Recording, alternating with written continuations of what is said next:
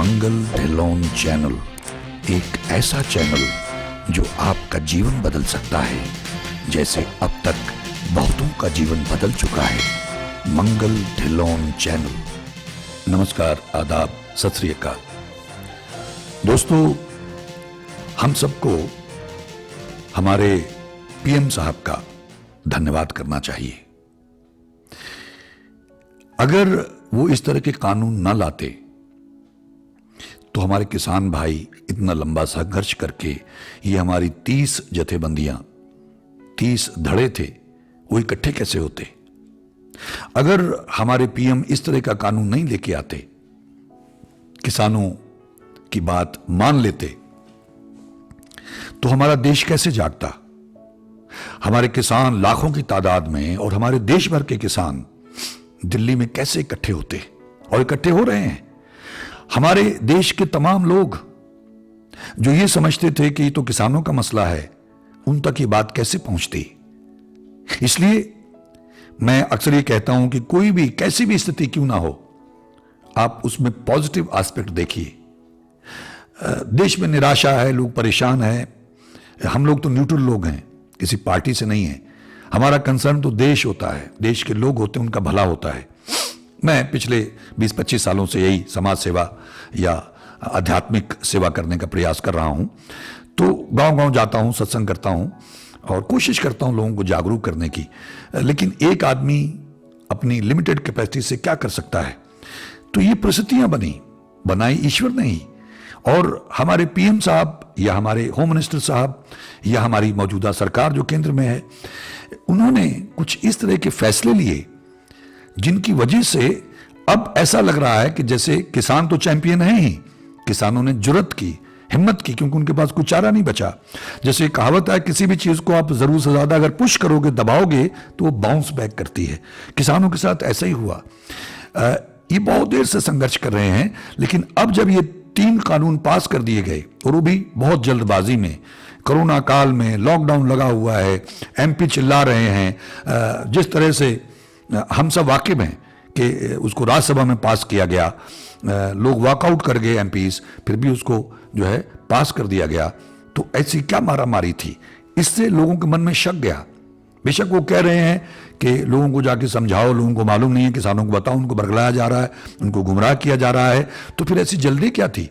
पहले समझाना चाहिए था, सबको बताना चाहिए था, और उसके बाद हो सकता है कि ये नौबत ना आती। तो ईश्वर जो करता है अच्छा करता है, उसने ऐसा करवाया। ईश्वर ने हमारे पीएम से, हमारी मौजूदा सेंटर केंद्र की सरकार से ऐसा करवाया, जिसकी वजह से मजबूरन किसानों को बाहर निकलना पड़ा, रेलवे ट्रैक्स पे बैठना पड़ा, पेट्रोल पंपों पे, बसों, रोड्स पे, सब टोल प्लाजाज पे बैठ के उसको ब्लॉक करना पड़ा। और आखिर में जब सरकार ने फिर भी कोई उनकी सुनवाई नहीं की, तो उनको दिल्ली कूच करना पड़ा। सरकार ने फिर अड़चनें लगाई।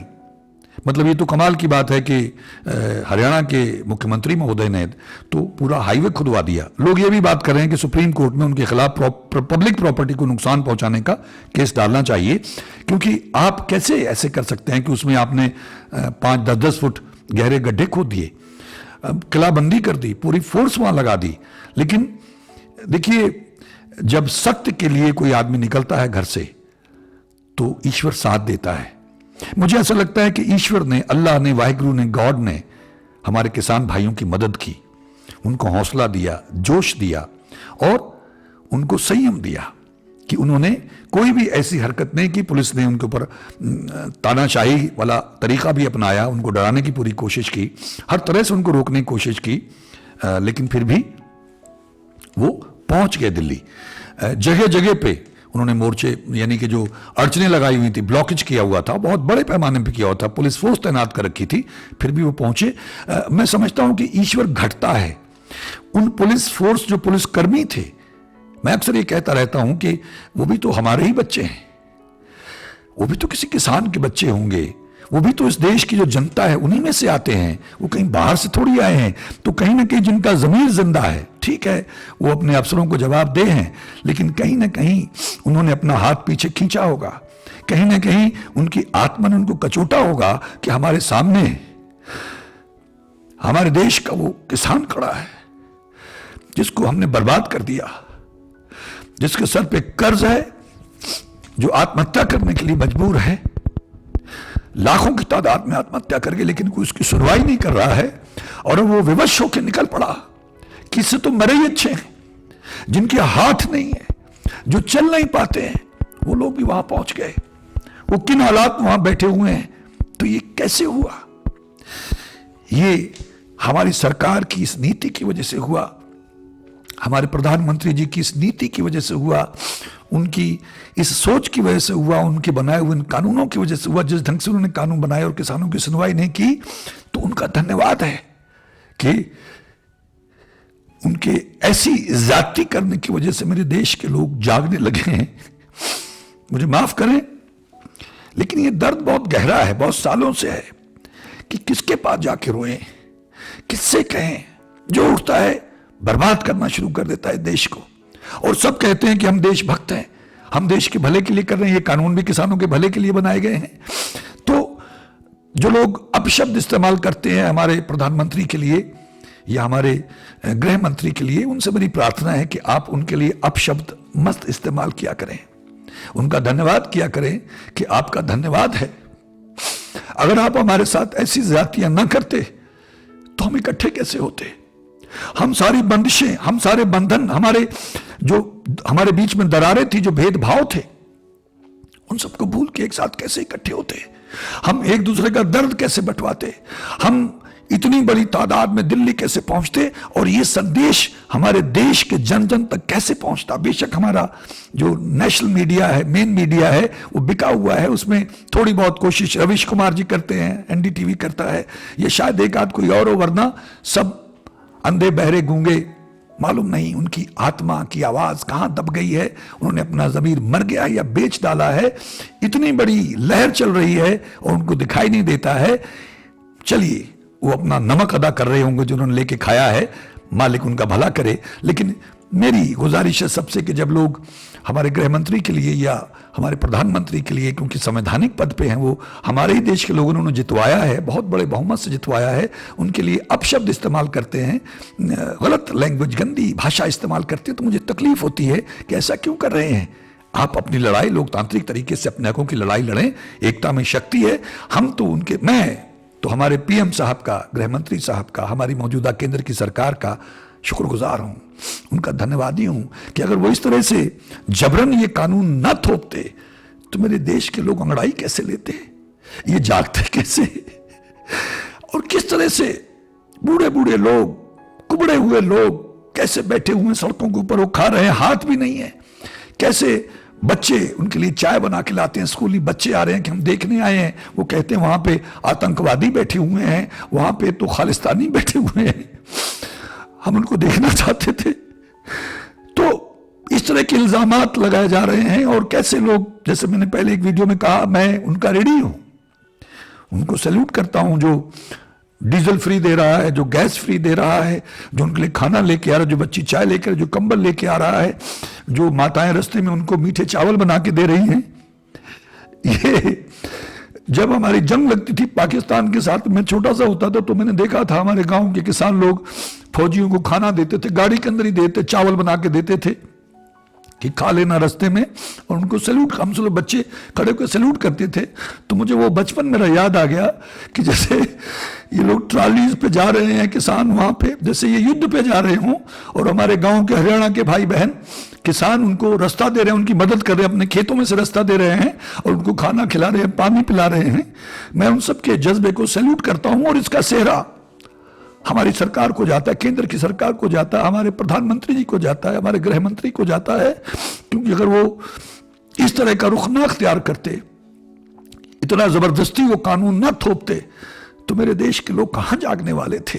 अभी भी बहुत सारे लोग अपने घरों में बैठे हुए हैं, बाहर नहीं निकले हैं, उनको लगता है ये तो किसानों की लड़ाई है, लेकिन उनको मालूम नहीं है कि ये किसानों की नहीं है, ये हम सब की लड़ाई है। क्योंकि किसान मर गया, यानी अगर नींव ही ना रही, जड़ ही ना रही, तो फिर आप बिल्डिंग किस पे बनाएंगे। किसान हमारी रीढ़ की हड्डी है, हमारी बुनियाद है, हमारा आधार है।